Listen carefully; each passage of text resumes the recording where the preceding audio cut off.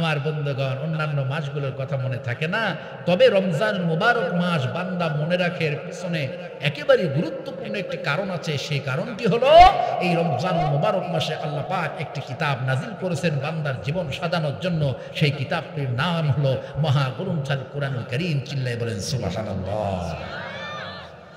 আমার বন্ধুগণ লক্ষ্য করুন, রমজানুল মুবারক মাসে আল্লাহ রব্বুল আলামিন কোরআনুল কারীমটাকে কেন নাজিল করলেন? আল্লাহর কোরআনকে প্রশ্ন করলাম, ও কোরআন তোমাকে কেন নাজিল করা হলো? কোরআনুল কারীম তখন জবাব দিয়ে দিল, কিতাবুন আনজালনাহু ইলাইকা লিতুখরিজান নাসা মিনাজ যুলুমাতি ইলান নূর। আরো জোরে বলবেন না সুবহানাল্লাহ।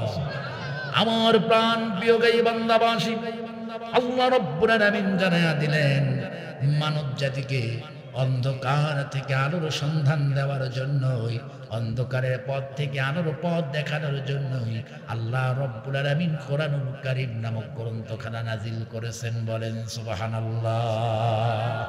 আমার বন্ধুগণ, এবার আসুন কোরআনটাকে জিজ্ঞাসা করি, ও কোরআন তোমাকে কি শুধুমাত্র নির্দিষ্ট কোন ধর্মের মানুষের জন্য নাজিল করা হলো নাকি?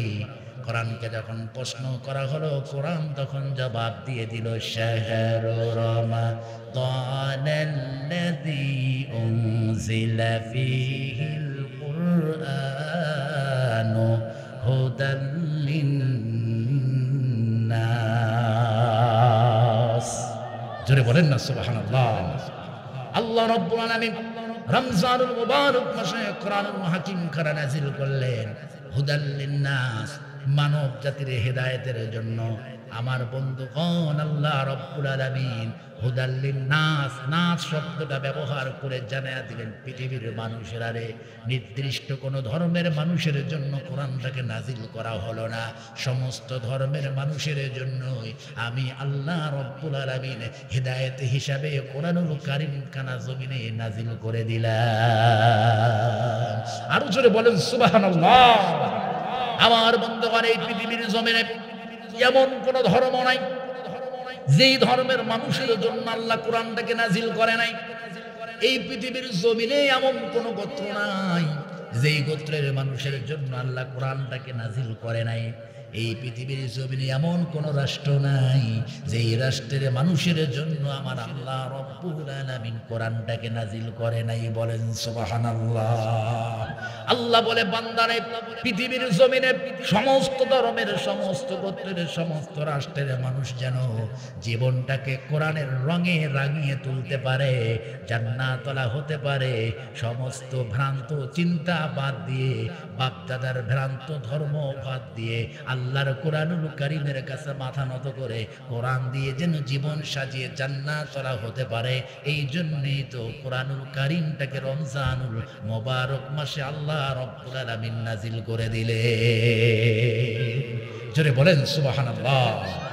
আমার বন্ধুগণ, রমজানুল মুবারক মাসে আল্লাহ রাব্বুল আলামিন যে কিতাবটা নাজিল করে দিলেন, ওই কিতাবটা কি কারণে নাজিল করা হলো? কয়টা মেসেজ আল্লাহ কোরআনুল কারীমের ভিতরে দিল? আল্লাহ বলে, বান্দারে একটা আয়াতের মধ্যে আমি আল্লাহ রাব্বুল আলামিন কোরআনুল কারীম নাজিলের 4টা মেসেজ তোমাদেরকে দিয়ে দিলাম। এই 4টা মেসেজ যদি মানতে পারো রে বান্দা, আমি আল্লাহ তোমার জীবনটারে জান্নাতি জীবন বানায়া দিব। সুবহানাল্লাহ। রিজার্ভ থাক, আগামীকাল সকাল 9টায় বললো। জোরে বলেন না সুবহানাল্লাহ। আল্লাহ রাব্বুল আলামিন 4টি মেসেজ দিলেন। আমার বন্ধুগণ, কোরআনুল হাকিম কত সুন্দর করে জানায়া দিল, ইয়া আইয়ুহান নাসু ক্বাদ জাআতুকুম মাউইযাতুম মির রাব্বিকুম ওয়া শিফাউন লিমা ফিস সুদূর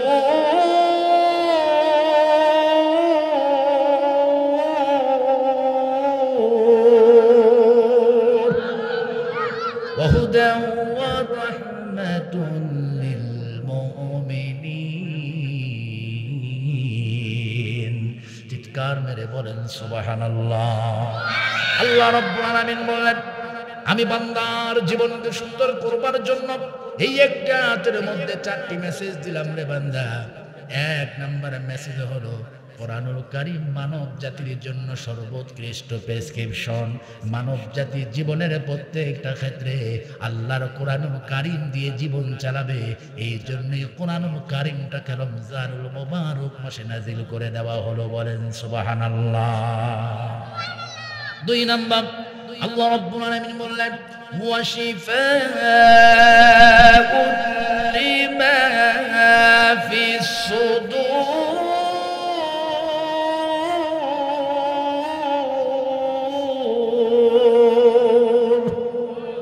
জোরে বলেন আল্লাহু আকবার। বন্ধুগণ, মানব জাতির অন্তরের মধ্য থেকে শিরিক নামক, বিদআত নামক, সুদ নামক, ঘুষ নামক, অন্যায় অবিচার নামক, জুলুম নামক, অত্যাচার নামক, জিনা নামক, হিংসা অহংকার নামক রোগগুলো অন্তর থেকে দূর করবার জন্য, অন্তরটাকে পবিত্র অন্তরে পরিণত করবার জন্যই আল্লাহ রাব্বুল আলামিন রমজানুল মুবারক মাসে বান্দার জন্য কোরআনুল কারীম খানা নাজিল করে দিলেন, বলেন সুবহানাল্লাহ।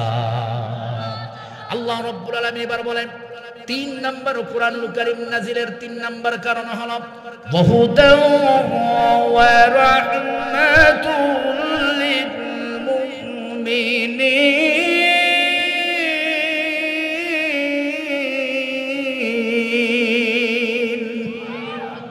আল্লাহ রাব্বুল আলামিন বললেন ওয়াহুদা, 3 নম্বর কারণ হলো হেদায়েত।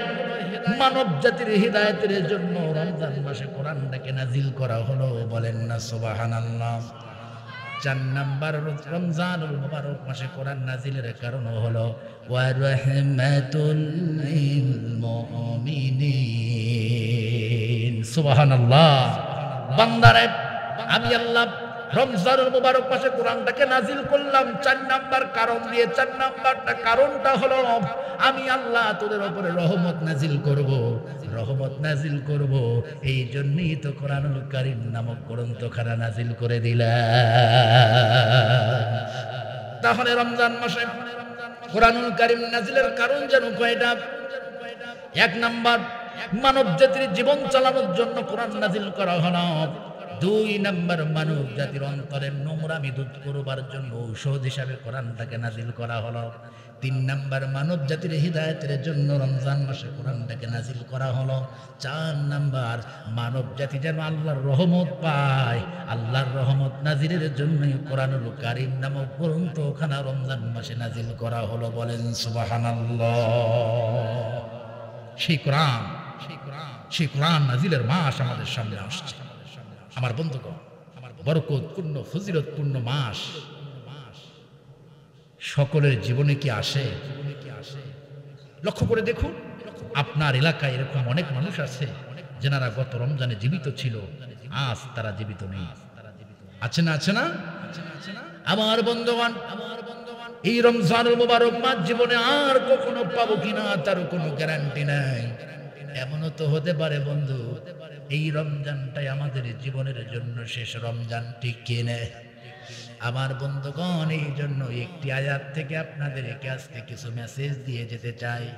আমার বন্ধুগণ, আল্লাহ রাব্বুল আলামিন সূরাতুল হজের ৭৭ নম্বর আয়াতখানা নাজিল করে দিয়ে বিশ্ববাসীকে জানায়া দিলেন, বান্দারে বান্দারে, যে কোনো মুহূর্তে যেহেতু তোর মৃত্যুর ঘণ্টা বেজে যেতেই পারে, সেই জন্য সফলতা অর্জন করা প্রত্যেকটা মুমিনের জন্যই দরকার, বলেন ঠিক কিনা? আল্লাহ বলে, বান্দা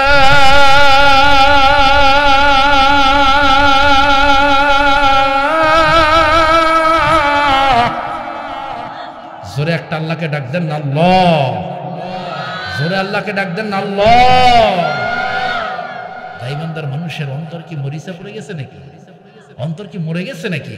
আল্লাহকে ডাকতেও কি আপনাদের কৃপণতা আছে নাকি?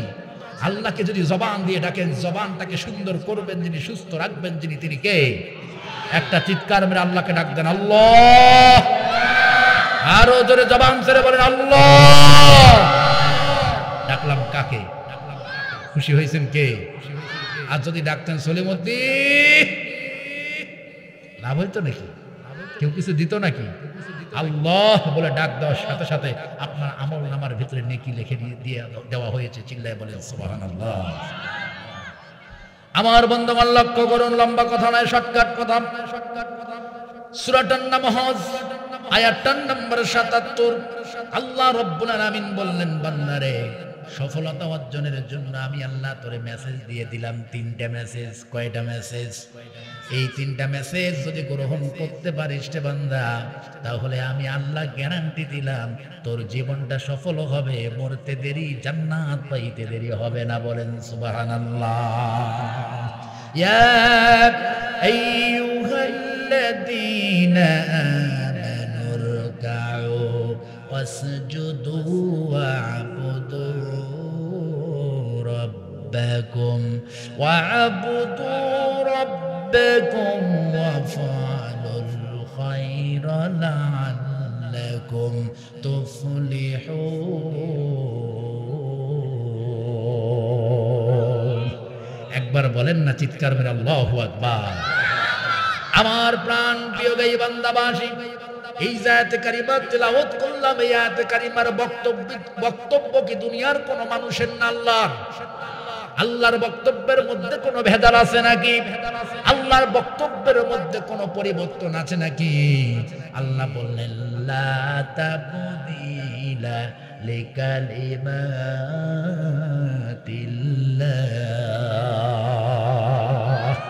আরো জোরে বলেন সুবহানাল্লাহ। আল্লাহ রাব্বুল আলামিন যা বলেন তাই করেন।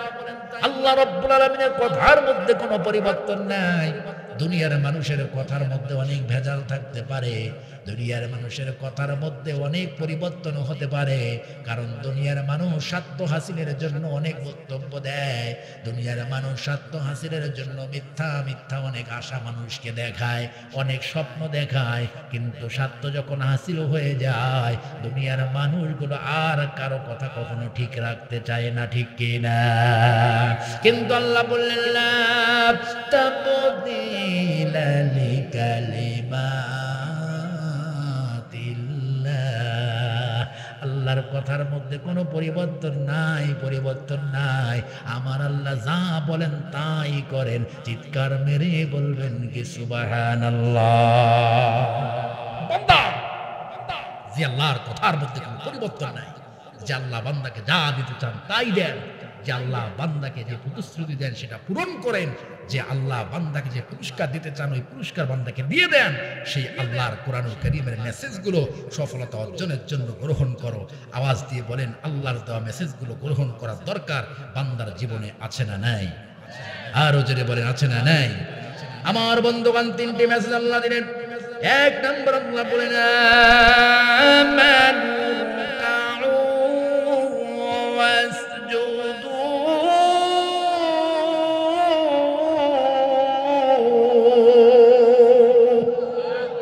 আরো জোরে বলেন আল্লাহু আকবার। 3টা মেসেজ রমজান মাস যেহেতু আসছে, 3টা মেসেজ আপনাকে নিয়ে যাই বন্ধু। 1 নম্বর মেসেজ আল্লাহ রাব্বুল আলামিন বললেন ইমানদার রে, ও ইমানদারেরা, আমানু রাকাউ ওয়াসজুদু। জীবনে যতদিন জীবিত থাকবা, যত সেকেন্ড জীবিত থাকবা, দুনিয়ার কোনো মানুষের জন্য নয়, একমাত্র আল্লাহর সন্তুষ্টির জন্য আল্লাহর কাছে রুকু আর সেজদা দিবা, মাথা নত করবা, নুনাদারি করবা, আল্লাহর কাছে সেজদা দিয়ে চোখের পানিগুলো ফেলবা। তোমার চোখের পানির দাম দুনিয়ার কোনো মানুষের কাছে নাও থাকতে পারে, তুমি যদি দরবারে এলাহিতে সেজদায় গিয়ে চোখের পানিগুলো ফেলো, এই চোখের পানির দাম আল্লাহর কাছে অনেক বেশি হয়ে যাবে। বলেন সুবহানাল্লাহ। বান্দা রে, চোখের পানি আছে, চোখের পানিগুলো ফেল, আল্লাহর কাছে সেজদায় গিয়ে ফেল, রুকুতে গিয়ে ফেল, আল্লাহর কাছে সেজদায় পড়ে যা, নামাজারি কর, চোখের পানিগুলো ফেল, আর জীবনে চাওয়া পাওয়াগুলোর কথা আল্লাহর কাছে বল। বান্দারে, দুনিয়ার মানুষের কাছে চেয়ে কোনো লাভ নাই। দুনিয়ার মানুষ তোরে কেউ কিছু দিবে না, সবাই শুধু ধোঁকা দিবে, ফাঁকি দিবে, ফাঁকি দিবে। আল্লাহ ফাঁকি দিবে না রে বান্দা, ফাঁকি দিবে না। এই জন্য আমানু রাকাউ ওয়াসজুদু। চিৎকার মেরে বলেন সুবহানাল্লাহ। সিজদায় পড়ে যাও, আল্লাহর কাছে মাথা নত করো, আল্লাহর কাছে সিজদায় গিয়ে চোখের পানিগুলো ফেলো। এই চোখের পানির দাম আল্লাহর কাছে বলেন আছে না নাই? কিন্তু বড় আফসোস, যদি 1 লাখ টাকার বান্ডিল কারো হাইরে যায়, আমার বন্ধুগণ, যেই জায়গায় লোক বেশি ওই জায়গায় বসে চোখের পানি ফেলা শুরু করে দেয়। যদি একটা গরু হারিয়ে যায়, দুনিয়ার কোনো সম্পদ যদি হারিয়ে যায়, চোখের পানি দিয়ে বন্যা বয়ে যায়। আমার বন্ধুগণ, কিন্তু যেই আল্লাহ বান্দার জীবনের সব হাজত পূরণ করে দিতে পারে, ওই আল্লাহর কাছে সেজদা দেয় না, ওই আল্লাহর কাছে মাথা নত করে না, এমন কপাল পোড়া বান্দা বলেন তো জমিনে আছে কি না? আজকে বাংলাদেশে 2 কোটি টাকা দিয়ে মসজিদ করা হয়, কিন্তু মসজিদে সেজদা দেওয়ার লোক খুঁজে পাওয়া যায় না। জোরে বলেন না কেন আপনারা? 2 কোটি টাকা দিয়ে মসজিদ করে 1500 টাকা দিয়ে ইমাম রাখছে, ওই ইমাম সাহেব একা একা নামাজ আদায় করে। আবার বন্ধুগণ, ফজরের সালাতের সময়, নামাজের সময় পার হয়ে যায়, এরপরে এলাকার 80 বছরের 2টা বুড়াকে নিয়ে ইমাম সাহেব নামাজ শেষ করে। কোনো মুসল্লি ফজরের সালাতে খুঁজে পাওয়া যায় না। এমন মহল্লা বাংলার জমিনে বলেন তো আছে কি না? শুধু বড় বড় মসজিদ করা নিয়ে ব্যস্ত, কিন্তু মসজিদে মুসল্লি খুঁজে পাওয়া যায় না। মনে রাখবেন, আপনি যদি মসজিদ করেন, এই মসজিদের হক যদি আদায় করতে না পারেন, মসজিদে যদি আল্লাহর কাছে সেজদা দিতে না পারেন, আল্লাহর কাছে রুকু দিতে না পারেন, আল্লাহর কাছে চোখের পানি যদি সলার মসজিদে বসে সলাতে যদি না দিতে পারেন, এই মসজিদ কাল কিয়ামতের দিন আপনার বিরুদ্ধে আল্লাহর কাছে মামলা দায়ের করবে। কথা ঠিক কি না? আমার বন্ধুগণ, লক্ষ্য করুন, এই জন্যই আল্লাহ রাব্বুল আলামিন বললেন, وأمر أهلك بالصلاة واصطبر عليها لا نسألك رزقا نحن نرزقك والعاقبة للتقوى। জোরে বলি না সুবহানাল্লাহ। আপনাদের কি কষ্ট হচ্ছে? রাগ করছেন নাকি আপনারা? ঘুমিয়ে পড়েননি তো বাবা? একটা তাকবীর দেন তো, লিল্লাহি তাকবীর। আরো জোরে লিল্লাহি তাকবীর। মাশাআল্লাহ। আমার বন্ধুগণ, আল্লাহ রাব্বুল আলামিন বললেন, ওয়া আমুর আহলাকা বিস-সালাত, তুমি তোমার পরিবারের সদস্যদেরকে সালাতের নির্দেশ দাও, ওয়াসতাবির আলাইহা, এবং তুমি নিজেও সালাতের উপর প্রতিষ্ঠিত থাকো। এই কথা বলবার পরে আল্লাহ রাব্বুল আলামিন বলছেন, লা নাসআলুকা রিজকা, বান্দারে আমি তো তোর কাছে রিজিক চাই না, রিজিক চাই না, অফুরন্ত রিজিকের ভান্ডার আমি আল্লাহই তো নিয়ে বসে আছি। বলেন সুবহানাল্লাহ। আমার বন্ধুগণ, আল্লাহর কাছে রিজিক বলেন তো আছে না নাই? আল্লাহর কাছে কতটা রিজিক আছে? বর্তমান বিজ্ঞানীরা তা বিশ্ববাসীকে জানাইয়া দিল, এই পৃথিবীর সব থেকে বড় একটা প্রাণী, যেই প্রাণীটির নাম হলো নীলতিমি। গভীর মনোযোগ দেন। নীলতিমি এই পৃথিবীর সব থেকে বড় একটা প্রাণী। ওই প্রাণীটা বসবাস করে সমুদ্রের অথই পানিতে। বিজ্ঞানীরা বলে, এক একটা করে নীলতিমি 98 ফিট পর্যন্ত লম্বা এবং 200 টন পর্যন্ত ওজন হয়ে থাকে। বলেন না সুবহানাল্লাহ। আমার কথা কি আপনারা বুঝতে পারছেন? 98 ফিট লম্বা একটা নীলতিমি, 200 টন ওজন হয় ওই নীলতিমি। তাহলে বুঝে থাকলে বলেন তো বন্ধু, যেই প্রাণীটার 200 টন ওজন হয়, ওই প্রাণীর পেটটা ছোট না বড়? আপনার বাড়ির গরুর পেটের সমান মনে হয় হবে। আমার বন্ধুগণ, বিজ্ঞানীরা বলেন, ওই 98 ফিট লম্বা 200 টন ওজনের এক একটা করে নীলতিমির এক বেলার পেট ভরানোর জন্য আল্লাহ রব্বুল আলামিনের পক্ষ থেকে দৈনিক 8 টন করে খাবার দেওয়া হয়। চিৎকার মেরে বলেন সুবহানাল্লাহ। আমার বন্ধুগণ, একটা করে নীলতিমির এক বেলার পেট ভরানোর জন্য মহান মালিকের যদি 8 টন করে খাবার দিতে হয়, তাহলে একটু চিন্তা করে দেখো তো বন্ধু, চিন্তা করে দেখো তো, এই ধরনের হাজার হাজার লক্ষ লক্ষ কোটি কোটি নীলতিমি সমুদ্রের অথই পানিতে আছে না নাই? আর এই কোটি কোটি সমুদ্রের মধ্যে থাকা নীলতিমিগুলোকে বছরের পর বছর, মাসের পর মাস, যুগের পর যুগ, শতাব্দীর পর শতাব্দী ধরে অফুরন্ত রিজিক দিয়ে আসছেন যিনি, তার নামটা কি একবার বলেন তো শুনি। আরো জোরে বলেন, তার নাম কি? ওই আল্লাহ বলছেন, ওয়ামা মিন দাব্বাতিন ফিল আরদি ইল্লা আলাল্লাহি রিজকুহা। আমার বন্ধুগণ, ওই আল্লাহ বলছেন, জমিনের মধ্যে বিচরণশীল এমন কোন প্রাণী নাই যে প্রাণীর রিজিকের ব্যবস্থা আমি আল্লাহ রব্বুল আলামিন করি নাই। বলেন সুবহানাল্লাহ। এই জন্যই নামাজের নির্দেশ দেওয়ার পরে, সালাতের অর্ডার করবার পরে আল্লাহ রব্বুল আলামিন বললেন, লা নাসআলুকা রিজকা নাহানু নারযুকুক। চিৎকার মেরে বলেন সুবহানাল্লাহ। বান্দারে, আমি তো তোর কাছে রিজিক চাই না বান্দা, আমি তো তোরে রিজিক দেই, আমি তো তোরে রিজিক দেই। তোর কত রিজিক লাগবে টেনশন করবার দরকার নাই, সব রিজিক আমি আল্লাহ তোরে দিব। তবে ওয়া আমরুহালাকা বিসসালাত ওয়াসতাবির আলাইহা, তুই সালাতের উপর প্রতিষ্ঠিত থাকবি, তোর পরিবারের সমস্ত সদস্যদেরকে সালাতের জন্য নির্দেশ দিবি, তাগিদ দিবি, এটাই তোর দায়িত্ব। চিৎকার মেরে বলেন ঠিক কি না? শুধুমাত্র মুসলমানের ঘরে জন্মগ্রহণ করে কি নিজেকে মুসলমান হিসেবে দাবি করলে হবে? বলুন বলুন, হবে? আমরা বলে থাকি বাংলাদেশ ৯৬% মুসলিমের দেশ, কিন্তু আপনি খোঁজ নিয়ে দেখেন এই বাংলাদেশে সত্যিকারের মুসলিম শতকরা ৯৫ জন হতে পারছে না। কথা ঠিক কিনা? শতকরা ৯৫ জন হতে পারছে না সত্যিকারের মুসলিম। দুই কারণে আজকে বাংলাদেশে মুসলিমের সংখ্যা বেশি। এক, মুসলমানের ঘরে জন্মগ্রহণ করে আজকে মুসলমান হিসেবে পরিচয় দেয়, এই ধরনের মুসলমানের সংখ্যা কম না বেশি? দুই নাম্বার, সুন্নতে খাতনা করেছে ছোট্টবেলা, এই জন্যই মুসলমান হিসাবে দুনিয়ার জমিনে নিজেকে পরিচয় দেয়। আমার বন্ধুগণ, গোটা বাংলাদেশের এদিকে খুঁজে বর্তমান দেখেন, ছোট্টবেলা সুন্নতে খাতনা করে আর মুসলমানের ঘরে জন্মগ্রহণ করে নিজেকে মুসলমান হিসেবে পরিচয় দেয়, আর কোনো আমল তাদের মধ্যে খুঁজে পাওয়া যাবে না। এই কিসিমের মুসলমান শতকরা ৯৫টা বর্তমান বাংলাদেশে দেখা যায়। বলেন ঠিক কি না?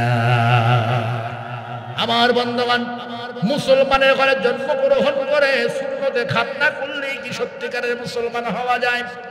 না, হওয়া যায় না। কেমন করে বুঝবেন বন্ধু?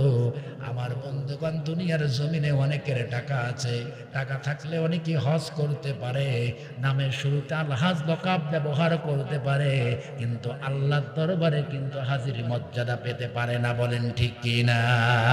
কারণ আল্লাহর দরবারে হাজির মর্যাদা পাওয়ার জন্য হজটা দরবারে ইলাহিতে কবুল হতে হয়। ঠিক কি না? আমার বন্ধুগণ, দুনিয়ার জমিনে অনেকে দান করে নিজেকে দানবীর হিসাবে পরিচয় দেওয়ার জন্য, মানুষের কাছে দামি হওয়ার জন্য, মানুষটাকে দানবীর বলবে, সম্মান করবে এই জন্য। ঠিক কিনা? কিন্তু আমার বন্ধুগণ, ওই দানটা যদি আল্লাহর দরবারে কবুল না হয়, বলেন তো দেখি ওই দানের কোন ইজ্জত, সম্মান, মর্যাদা আল্লাহর কাছে পাওয়া যাবে নাকি? তার মানে এখান থেকে বোঝা যায়, হজ করলেই যেমন সত্যিকারে হাজি হওয়া যায় না, দান করলেই যেমন সত্যিকারে দানবীর হওয়া যায় না, ঠিক তেমনি ভাবে মুসলমানের ঘরে জন্মগ্রহণ করে সুন্নতে খাতনা করলেই সত্যিকারের মুসলমান হওয়া যায় না রে, যায় না। সত্যিকারের মুসলমান হওয়ার জন্য আল্লাহর কোরআনের বিধান, নবীর আদর্শ দিয়ে জীবনটাকে সাজাতে হয়। ঠিক কি না? আল্লাহর কোরআন তোমার মধ্যে নাই, নবীজির আদর্শ তোমার মধ্যে নাই, তুমি কিসের মুসলমান? নিজেকে মুসলমান হিসেবে পরিচয় দেওয়ার মতো কোনো অধিকার তোমার নাই। ঠিক কিনা? আমার বন্ধুগণ, কষ্ট পাচ্ছেন? আমার কথা বোঝা যাচ্ছে? শেষ করে দিব আর মাত্র কয়েকটা মিনিট, অল্প কয়েকটা মিনিট চলুন। 5টা মিনিট থাকা যাবে ইনশাআল্লাহ? 5টা মিনিট থাকবেন? হাত তোলেন তো কারা কারা থাকবেন না? ওই তো, ওই যে হাত উঠেছে। কি গো আমার বন্ধুগণ, আজকে কিছু কথা বলতাম, অনেক রাত যেহেতু হয়েছে, যাক শর্টকাট শেষ করে দিই ইনশাআল্লাহ। শর্টকাট শেষ করে দিই। আল্লাহ তুমি আমাদেরকে বুঝবার তৌফিক দান করো। বলুন আমিন। আমার বন্ধুগণ লক্ষ্য করুন, তিনটি মেসেজ আল্লাহ দিলেন। এক নাম্বার, বান্দারে সফলতা অর্জনের জন্য সারাটা জীবন আল্লাহর কাছে রুকু আর সিজদা দিবে। জীবনের কোন সময়ে যেন আল্লাহর কাছে মাথা নত করা বন্ধ থাকে না। দৈনিক 5 ওয়াক্ত সালাতে সিজদা দিতে হবে, রুকু দিতে হবে। যার দরবারে বলেন তো তিনি কে? জীবনে যত ওয়াক্ত সালাত কাজা করেছেন আল্লাহর কাছে তওবা করেন, মুনাজারি করেন, দরবারে ইলাহিতে চোখের পানিগুলো ফেলেন, বলে আল্লাহ জীবনে অনেক সালাত কাজা হয়েছে, আল্লাহ সারাটা জীবন গেছে তোমার কাছে সিজদা দেইনি, তোমার কাছে মাথা নত করিনি, আল্লাহ তুমি তোমার কাছে তাওবা করছি, তুমি আমারে মাফ করে দাও। আল্লাহর কাছে তাওবা করলে আল্লাহ বান্দার তাওবা কবুল করতে পারে কি পারে না? আরো জোরে পারে কি পারে না? নবীজি বলেন, আল্লাহর কোন গুনাহগার গোলাম যদি চোখের পানি দরবারে ইলাহিতে ছেড়ে দেয়, মাথা নত করে, জীবনের গুনাহগুলোর জন্য যদি অনুতপ্ত হয়, খালেস দিলে যদি তাওবা করে, নবীজি বলেন ওই গুনাহগার গোলামের চোখের পানিগুলো নাকের ডগায় পড়তে দেরি হয়, আল্লাহ রব্বুল আলামিন ওই গুনাহগার বান্দার জীবনের গুনাহগুলো মাফ করে দিতে দেরি করে না। বলেন সুবহানাল্লাহ। এই জন্যই তো আল্লাহ রব্বুল আলামিন বললেন, ওয়াস্তাগফিরিল্লাহা ইন্নাল্লাহা কানা গফুরুর রহিমা। সুবহানাল্লাহ বলতে কষ্ট হয়? জোরে বলুন না সুবহানাল্লাহ। আমার বন্ধুগণ, আল্লাহ রাব্বুল আলামিন এই জন্য বলে, বান্দারে তোমার রবের কাছে তুমি ক্ষমা চাও, ক্ষমা চাও, ক্ষমা চাও। কারণ তুমি আর মানুষের কাছে যদি একটা অপরাধ কোনোদিন করো রে বন্ধু, তাহলে এমনও মানুষ দুনিয়াতে আছে সারাটা জীবন শেষ করে দিবে, তোমার সঙ্গে আর কথা বলবে না। আছে না? আছে না? অনেকদিন তার সঙ্গে ভালো সম্পর্ক ছিল, একটু একদিন মনোমালিন্যতা হওয়ার কারণে তার সঙ্গে সারা জীবনের জন্য সম্পর্ক শেষ, আর তার সঙ্গে সে কোনো কথা পর্যন্ত বলে না। এমন মানুষের সমাজে আছে কিনা? আল্লাহ বলে, বান্দারে আস্তাগফিরিল্লাহ, তোমার রবের কাছে ক্ষমা চাও। দুনিয়ার মানুষের মতো কিন্তু তোমার রব নয়। রবের কাছে যদি ক্ষমা চাও, তোমার রব তোমারে মাফ করে দিয়ে রহমতের চাদরে তোমারে ঢেকে নিবে। বলেন সুবহানাল্লাহ। সামনে রমজান মাস আসছে বন্ধু, পিছনের জীবনের যত সালাত কাজা করেছেন আল্লাহর কাছে মাফ চানারা আজ থেকে নিয়াত করেন, আল্লাহ দৈনিক 5 ওয়াক্ত সালাতে তোমার কাছে মাথা নত করব, রুকু দিব, সিজদা দিব। জীবনে যতদিন জীবিত থাকবো রে আল্লাহ, জীবনে আর কোনোদিন ইচ্ছাকৃত 1 ওয়াক্ত সালাত কাজা করব না। কারা কারা নিয়ত করতে পারো? দুহাত আল্লাহর দরবারে একটু তুলে দেখাও। লিল্লাহি তাকবীর, লিল্লাহি তাকবীর। আল্লাহ তুমি আমাদেরকে আজ থেকে পাঞ্জেগানা নামাজি বানায় দাও, তোমার দরবারে দৈনিক 5 ওয়াক্ত সালাতে রুকু আর সিজদা দেওয়ার মতো মানসিকতা তৈরি করে দাও। বলুন না আমিন।